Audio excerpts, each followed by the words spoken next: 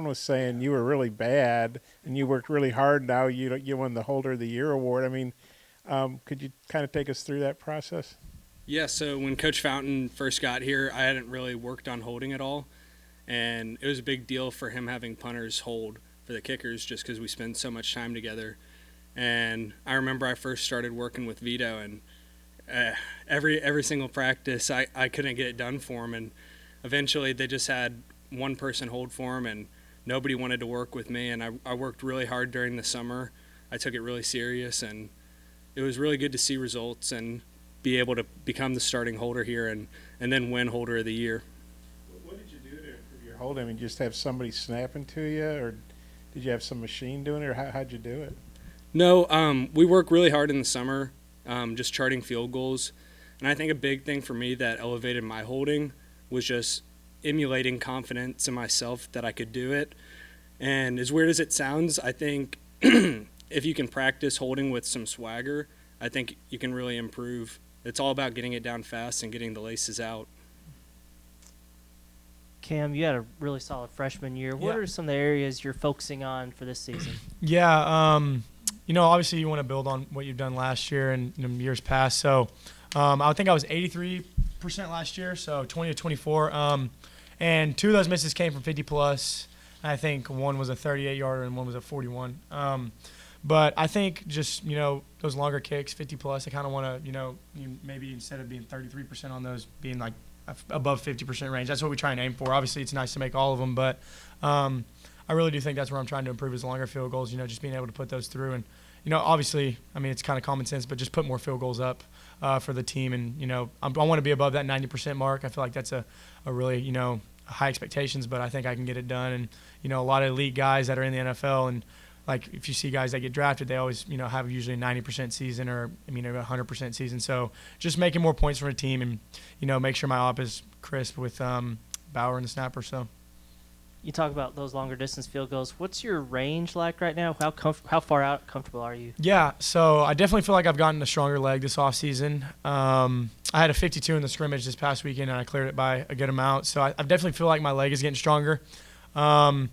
I'd say I'm probably about 3 more yards comfortable going a little further than last year. In warm-up, some ways the wind goes into you, with you. So I kind of make that game-time decision on what I feel like is, doable during the game. But I think if there was no wind going both ways, I feel like I'm good from about 56 in going from both ways. I'd get it to the upright. So.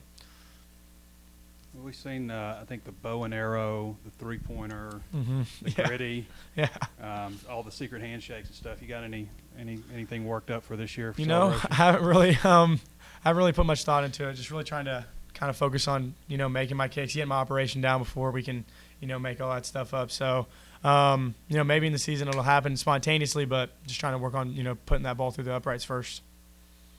It seems like you keep winning the punting job. They keep bringing guys at you, and you're competing for the job every year. What is that like? Is that it all frustrating? Is it just like next guy up, or what are your thought process when you're competing every single year for the starting job? Yeah, my thought process is iron sharpens iron. We're a really good university, and we bring in really good talent every year, and it's nice to be always competing. It keeps you on your toes and elevates your game to a status that you didn't think you could do. So I don't really look at it and get frustrated. I just view every chance as an opportunity. Every competition is an opportunity. What's been your impression of Fletcher, being a freshman coming in? Yeah, Max is really talented. I think he's a great addition to the room. He's not only a really good punter, but even a better kid. I've really gotten to build a really good relationship with him. He's one of the funniest dudes on the team and one of the hardest working kids. You can tell that he really cares about it and he wants to be great. Jordan Silver was here for forever, and now you're breaking in a new snapper. How the snapper competition going, and specifically Eli Stein being a freshman? Yeah, so all 3 guys are, competing for the job right now, and they're all doing a really good job. They come out there just working their tails off every day, and you can really tell that they have like a competing mindset when they get out there. All of them are trying to do their best because obviously they want to step on the field, and every single one of them wants that equal opportunity. So I really do think they're competing well.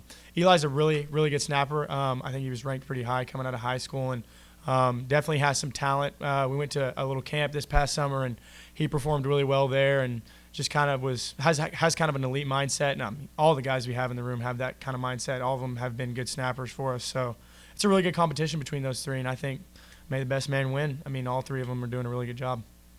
Reid, what was your inspiration for the Mortel Award video? And did you notice that your fan following, your social media interactions picked up? Yeah, my inspiration was kind of just all the old videos. Peter Mortel kind of told me like what to do a little bit, kind of make it a skit at first and then be serious with it. I've never really done a video like that before, so it was a lot of fun to shoot. It's pretty new too. I mean, were you aware of it before or late last year? Or I had known about it for a few years. I never thought that I'd have an opportunity to win it, so that was really cool. But yeah, I think it's an awesome award. It's a great cause. You really get some good charity work out of it too, and the social media engagements were really nice too.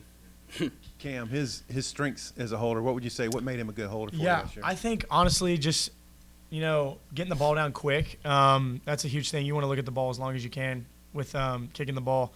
'Cause, I mean, you're running at 1.3 seconds from snap to kick, so I mean, you really want to get as much time to look at the ball as possible, and also not kicking laces or anywhere but the back of the football. That really does make a difference for a lot of people that don't know. Like if you kick the laces, it's going to stay on your foot longer. Ball tail left a lot. So I think it's just really important how he emphasizes it. I mean, not a lot of guys in the country you can go out and see on a Saturday or even in the NFL on Sunday that will get laces out consistently. And just I think I'm really thankful that he puts an emphasis on it because it makes the whole unit better on the Saturdays. Probably seen you kick 100 balls or so since you've been here. You do your step back, and then you got your little shoulder shimmy you like to do right before that. I don't guess I see a lot of kickers do that. What does that come from? And also, what's your last thought right before you kick the ball? So with the shoulder shimmy, I think I kind of just developed that. Like I kind of equate it to like Kevin Durant did that before free throw. I didn't really do it because he did it, but like I think it's just a kind of like a common thing we just kind of developed. And as a kicker, you try and go out there and do everything the same every single time to make kicks. So I think it just kind of became a habit. And I think. Sorry, can you ask that second question again? What's the last thing that goes through your head before you kick? Yeah, so the last thing that goes through my mind, I'm warming up. Usually, if we get past, if we're even near the half line, I usually go up in the net and start warming up, kind of do like it's called a one step. It's a little shorter version of a full step. And I think I just kind of go out there and, right before I run on the field, I tell myself, just go out there and do what you do every single practice. You've kicked this kick 1,000 times. Just go out there. And I didn't really, when we go out on the field, I didn't even look at anything besides a spot, upright spot. That's usually what I go to, and then I pick up a spot where I want to hit the ball and try and hit that spot. So Post shoulder shimmy. Yeah. What is the thought? I don't even think about anything, to be honest. I blank out. I couldn't tell you what I was doing. As soon as that shoulder shimmy goes, I couldn't tell you what I was doing right after that till about 2 seconds after that. Just kind of just blank out and do my thing. Muscle memory kind of takes over there. Do you call it shoulder shimmy, or did I just coin that? I don't know. I kind of like it though. Shoulder shimmy's nice. Sometimes I catch call myself it. doing that. We'll when call I watch it. You, like It's a little subconsciously. swag. What about you? What's the last thing that goes through your head right before you boot the ball? I get back there and I kind of pick out my target downfield where I want to walk my line, and then my eyes are kind of just fixated on the ball, just waiting to receive the snap. I don't really think about it too much. I kind of just pick one thing out of my mechanics that I want to focus on. For example, if I know my drop wasn't really good in warm-ups, then I'm just going to focus on that. Because there's a lot of things that goes into hitting a good punt, and if you think about all of them, then you're just going to be thinking too hard, and you're not going to have the outcome that you want. So I think it's just best to pick one thing that you want to focus on and stick with that. I punted enough balls to where my muscle memory is good enough to take over and get the job done. When did you start feeling comfortable holding? When did you feel like, hey, I can do this? I'm going to be really good at it. Definitely towards the end of the summer, before that first year I started holding. Or actually, no, I think it was in the first fall camp.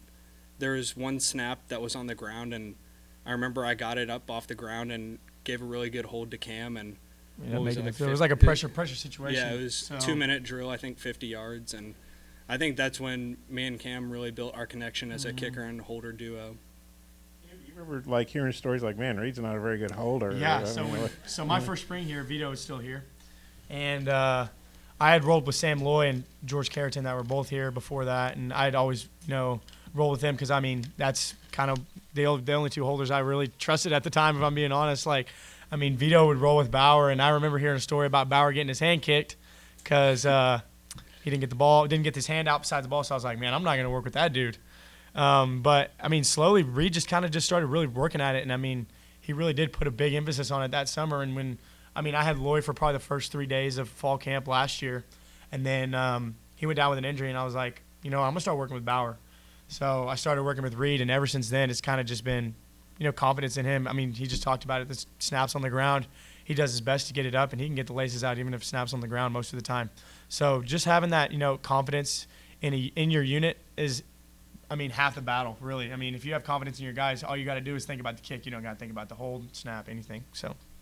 Yeah, I'm sure part of the reason you won that award is because the plays you made, like the pass against Alabama, and I'm trying to remember the other. I know you had, yeah, and I know you can't tip your hand, but I guess are you working on some other stuff to be stay dangerous in that aspect?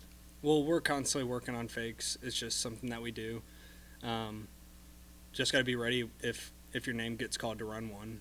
Anytime he gets an opportunity to throw the ball at practice, he's throwing it and running it. So. And then what's your take on Reid? What's your take on the snappers? Because you're the guy obviously that's got to catch the ball. Yeah, I think all of them are doing a really great job so far. All three of the guys are great competitors, and you see that every day. Every single day they've been getting after it, and it's exciting to see the way they work.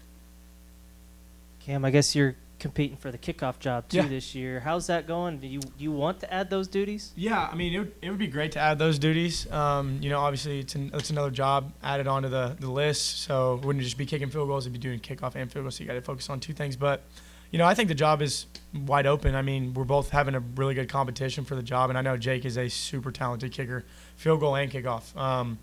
I saw his film in the portal when we got him and kind of never got to really see him kick, and he's a really good kicker. So obviously a really talented guy, and the competition is, head and head, and we're both doing a really good job, and I think we both work really hard at it. So it would be cool to, like kick off, but I mean, it's obviously up to Coach Fountain, who has those duties. So I'm just blessed to be in the position to, compete for that job. Scott was in there saying that the first time we went up to, I guess, the Mississippi State game 2 years ago, he said, you're punting. And I think he said, or maybe you said that you blacked out or something. What do you remember about that? And obviously you did a good job with it and clinched the game, but just what do you remember about that? Maybe what did that do for your confidence? Yeah, so that was the first week that I traveled that season, and I didn't know if I was going to go in that game, and it was looking like the game was going to be over, and I think we got a penalty and had to move back into punting range, and Coach Fountain told me to go warm up in the net. And so that was going to be my first time back on the field in over a year since I redshirted my sophomore year. And I just remember being pretty nervous at first just because I haven't done a lot of rollout punts.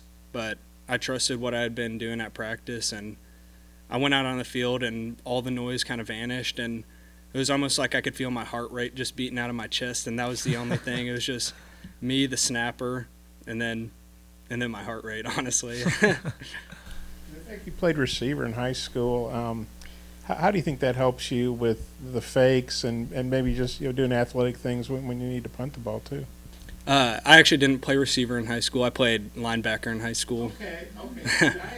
I said I thought he played linebacker, and he said he was a receiver, so I was right. You're right on that. Okay, well, thanks. Cam, a lot of your teammates were running for the Golden Boot Trophy down in LSU. Yeah. Where were you going? I was going to celebrate with Vito, actually. That was like the first person I really came and ran to because we were just talking from about third quarter on about, he's like, man, I have a feeling you're going to have to kick a really big kick this game, either to tie it, to win it, just an opportunity to go out there in the fourth quarter. And then it got slow, and he's like, man, I really think you're going to have to go out there and actually kick a game winner. And I was like, man, I'm ready for it. So he just kept instilling confidence in me. And so I just went out there and did it, and I found him. I was like, that was probably my really good friend last season was Vito, so I went up celebrated with him. Yes, you're both guys. Wasn't so long ago obviously, Arkansas had a lot of issues not so long ago, but special teams was not a good area. Now it's a strength. Just what do y'all think about special teams, being so good now, just really in a lot of different aspects. Yeah, I think we can attribute a lot of this success to Coach Fountain, the way he has us work at practice, and during the off season, he really keeps us accountable, and it's been really good for our unit. I've been here, this is going to be my 5th season, and I've just seen the specialist room continue to grow every single year, and it's been really fun to be a part of. Yeah, kind of piggybacking on that, I feel like Coach Fountain really does hold us to a high standard. I feel like from talking to some NFL guys about, the standards that they are held to, I think Coach Fountain kind of instills those same type of standards. So I definitely feel like that attributes a lot to our success. It's just the kind of the pressure we have in practice, high expectations we have in practice. I mean, if it's not perfect, it's not good enough, really. And that's a good rule to live by in the specialist world. If it's not perfect, it's not good enough. Cam, you doing anything special for your birthday or just another day? Nah, just another day in the office. Recovery. Good recovery. Wake up, ball camp tomorrow. So nothing special. Thank you guys. Thank you. Thank y'all.